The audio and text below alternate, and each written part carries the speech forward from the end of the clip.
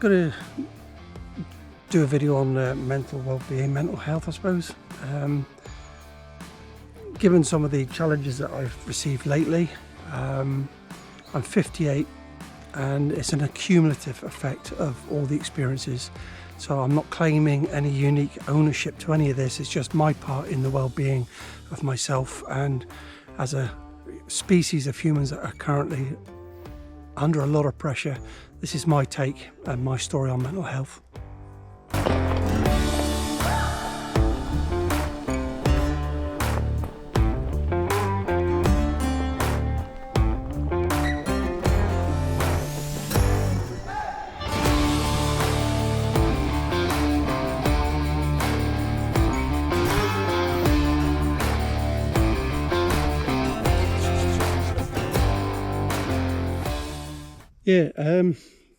So I guess it's mental health to talk about, but not in the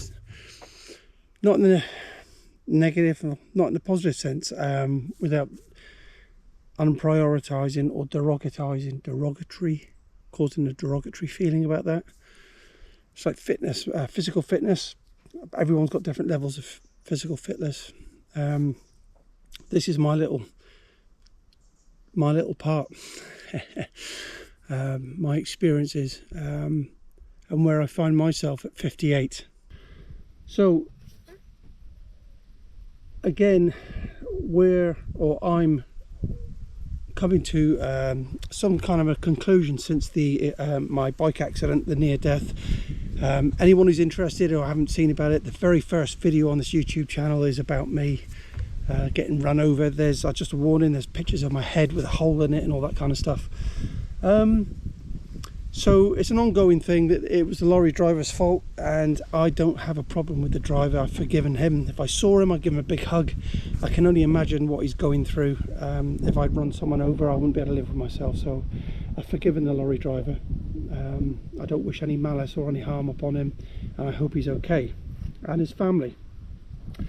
There is a due process involved in all this, is that I am taking the company, I'm seeking compensation, of course, and further to that, I've probably lost my job. I didn't think I was gonna, but this is a probable thing. Okay, so it's not happened yet, but the MCA have just taken my medical certificate away from me for another 6 months, and I'm not sure how my employer is going to feel about that. They might just let me go, so I will lose my career.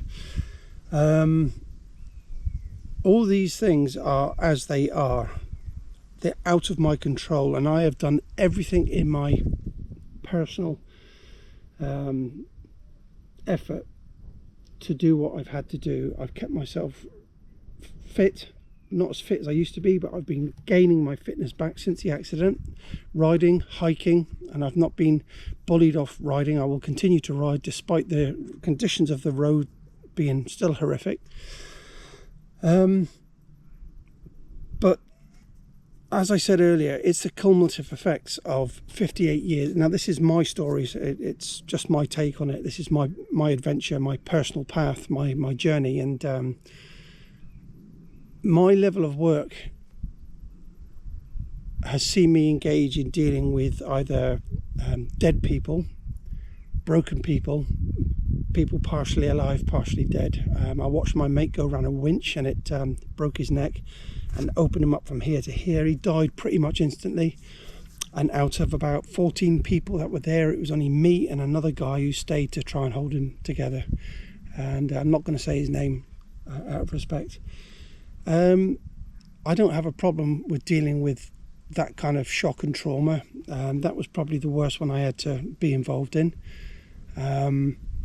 I've always responded to that stuff in the sense that the man kicks in and you deal with it, and then everyone after normally deals with what comes after, and that's the emotional release. At the time, I was very grateful. I was on the Salcombe lifeboat crew, and I had a phone call from the then coxswain Marco Brimcombe, who did the traditional thing. He called me down the boathouse that evening and gave me several glasses of rum. We got pissed, and I opened up and let it all go, and he was a huge help, and I'm very eternally grateful to that man for that process, a traditional process which helped me. I've always gone on to be involved in search and rescue, and dealing with complicated issues like chasing super pumas in the North Sea when they used to fall out of the sky, and other things, boat fires, collisions, groundings, that kind of stuff. And those things I love, in the sense that I come alive because it's my personal skill set. Of late, I'm starting to struggle because I'm not being used. There are academics in my industry, civil servants, who are making decisions above their authority over me that affects my life. And I'm struggling with that mentally, because there's a cycle in my life that every time I've made some accomplishments, there's a setback that comes in and causes me to stall. I'm just going to pause this and sort the wind out a minute. I hope that if there was any noise on the mic, I don't know if there was, but hopefully that sorted the wind out.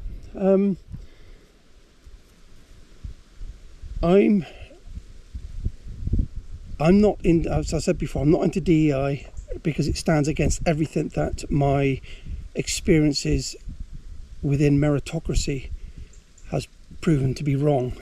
DEI is the opposite of meritocracy, and it's counterintuitive, dangerous, destructive, and anti-productive.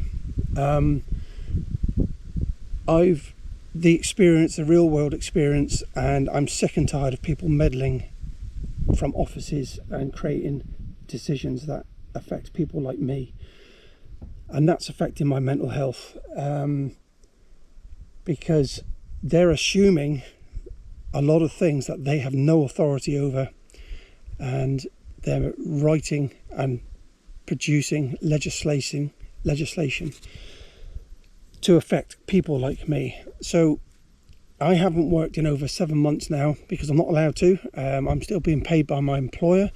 My employer didn't cause the accident. It was done when I was off duty by another professional agency, apparently. The driver was professional. So the employment and my accident are two separate things. My employer has very gratefully kept me on employment. However, there is a climax to this. There has to be something, has to happen, and I'm waiting to find out what they say. And it leaves me in a horrible position that at 58, all my knowledge is being written off, and my experience, it's about to go, and this, my faith, is all I've got left. And it talks about that in the Bible as well, that when everything else fails, you lean on God. And for the first time in my life, that's what I'm doing. Is I've tried everything I can humanly possible to get myself through this, and I think that I've stepped up to the mark and done whatever I can. I'm possibly at the lowest point in my life, but the fortitude that I have gained through my 58 years is keeping me focused, alert, sharp and positive, and keeping this salvageable, is the word I'm going to use. So I'm in my 7th month now since the accident. I don't know if there's anything there. I've had my hair cut, but there's a hole here which is healed, but I've got a hole I can put my little finger in. The neck was fractured, C5 I think it was, and my hip was broken, lacerations and all that kind of stuff. And I've got myself back, and with God's help. Big believer that if I was supposed to die, I would have died, because we all know who the God of death is. And I don't worship the God of death, I worship the God of life. I will not be living my life on my knees. If I die, I will be standing up when I die. I am the warrior in a garden, not a gardener in a war. And so that my current mental health is positive, cautious, tiny bit nervous, but every time I get up out of bed, I try to hold my back straight and contemplate how and what I should do next. the internal contradiction, the internal argument that's what causes mental health, and that's the serving of two masters. And I've learned that I can only serve one master, and that one master for me is Jesus Christ, and everything that the parable and the analogy of him is. So that's what's keeping me focused in my head and my heart and my spirit. I have no idea what's going to happen. As I've explained maybe once before, I'm homeless, but I've got shelter. You know, I live kind of off the beaten track, as it were. I'd like to have a home. I'd like to have a real bed and all those sort of things, a bathroom. I'd love all that. But the process I'm going through now is hopefully a testimony and a story to where I'm heading, the path and the way that I'm walking. This isn't a negative, it's a positive. And I think it's important to not Instagram the title mental health, but identify it with the body of people who are currently undergoing high levels of spiritual, physical and mental challenge. When you're not equipped to deal with it, it's the worst. I have been God blessed and I have tools that I can draw upon, and those tools are helping me.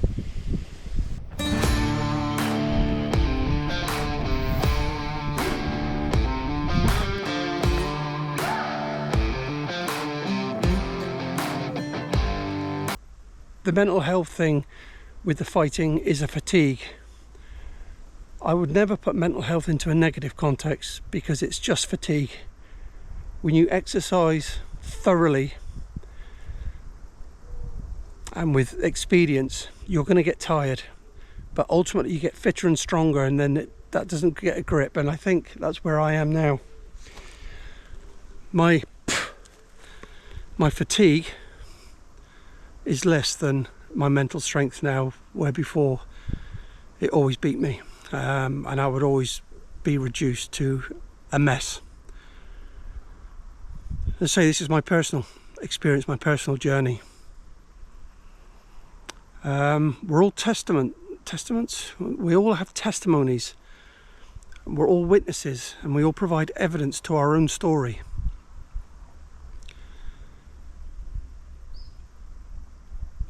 But we're all one organism, all of us. We're all connected.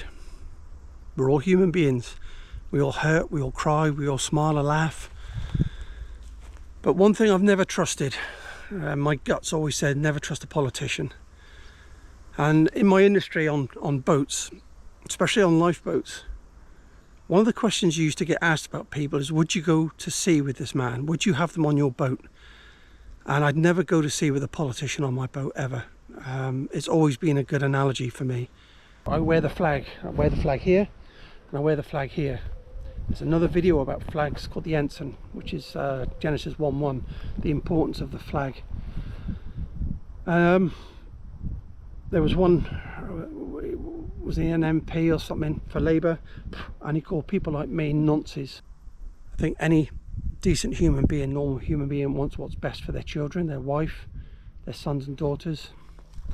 And we're seeing a gradual erasure of prime qualities from humanity. That messes with my head, because then you start to think, what can I do? What's my part in all this? Should I do anything? You know, you're in danger of almost doing too much then. We can see what's happening because they're involved in it. It's breaking core family values.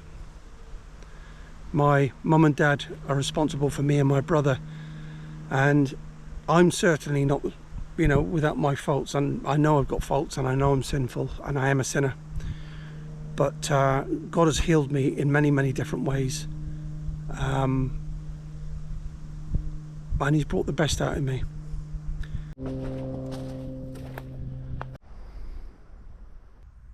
I miss the balance of my dad, and it's just me and my mum now. My brother talk to each other a lot more, and we have some really nice chats. and I'm suddenly the chief responsible for my mum. I'm learning a lot by being here for my mum. I don't like the challenges that face her. That, again, I struggle with, and I'm having to learn things about that. Mum's a very gentle, old school, compassionate, gentle woman. She's quite vulnerable these days, and again, I don't like seeing that. I don't like seeing it in anyone, vulnerability. Vulnerable people are usually have the piss taken out of them. I think if anything bad happened to Mum that wasn't natural, that would probably see the worst in me come out. I don't own that. I think every son, father, husband would say the same thing. I'm not a husband, I'm not a father, but I am a son, and I'm a old school. Something else I'm struggling with again is what the government tell us that we've got to accept, and I won't let government into here or here. I don't trust government at all. I don't. I'm pretty sure that when Christ was stood facing the Pharisees and the Sadducees, they're both a political religious movement, and that rings such a bell with me. And Jesus turns around and calls them the synagogue of Satan, the church of Satan.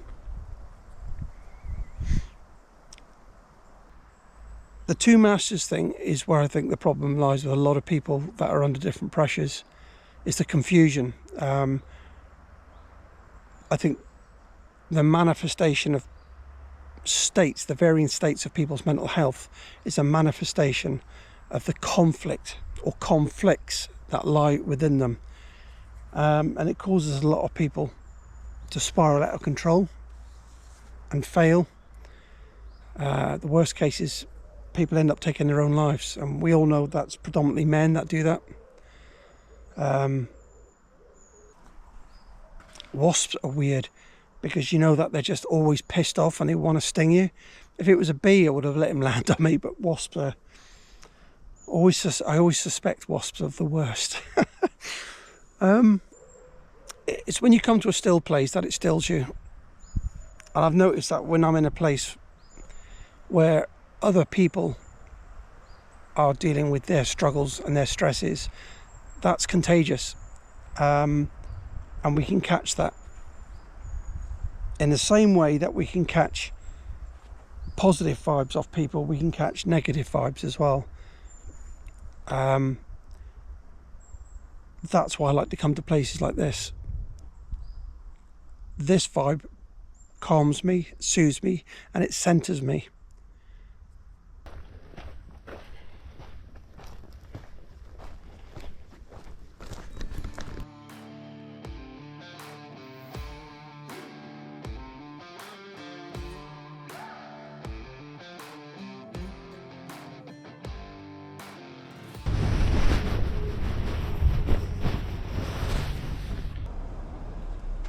But this is kind of indicative to the trials in my life, is that every time I try, I fail.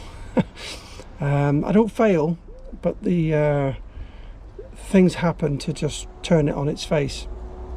But the point of it is I still get up and fight. And I keep rising, I keep getting up. One day I'll win, and I'll come out on top. Struggles will always be there, but so will the victories. It's funny, all the amount of technology that we have, we are still no closer to revolutionising ourselves. I miss having these type of conversations with people. I wish I still had the same people in my circle that I could talk to like this.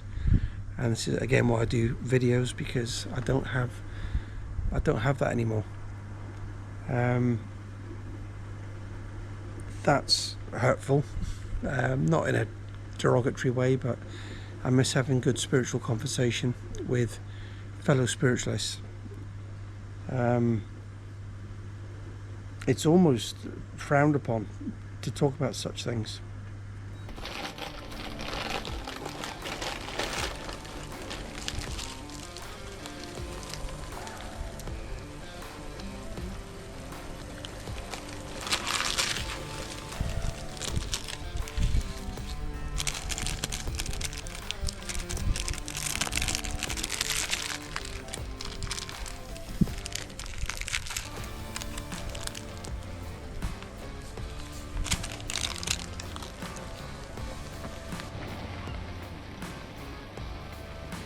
These type of foods are really good for the summer, for me, just as that. I don't get hungry in the summer, and I tend to graze a lot. Winter's a bit different. I eat like a horse, but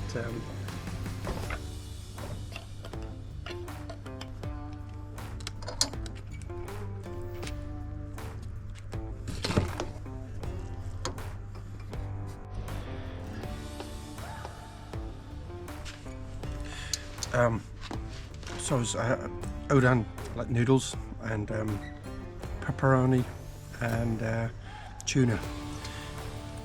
Very nice. I've surrendered to it. I'm not going to worry about it. I'm coming down the ladder a lot. I don't know where all this goes. I have to stay positive, and the tools I use for staying positive are my creativity. So doing these videos, photography, hiking, camping, riding my bike, walking.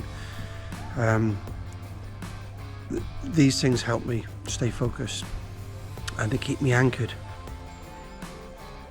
We are all together on this rock, hurtling through space. Keep producing, keep creating, keep flying the flag. Look at Genesis 1. In the beginning, God created. The word created. Look at the Hebrew, or the Strong's Concordance for the word Hebrew, and then look at the directive for that word, what it is. So God makes a very, very strong statement. In the beginning, we know who the beginning is. God created. He's a creator. He makes life. Stay strong. God bless you all. Thank you very much for watching my strange videos. Thank you.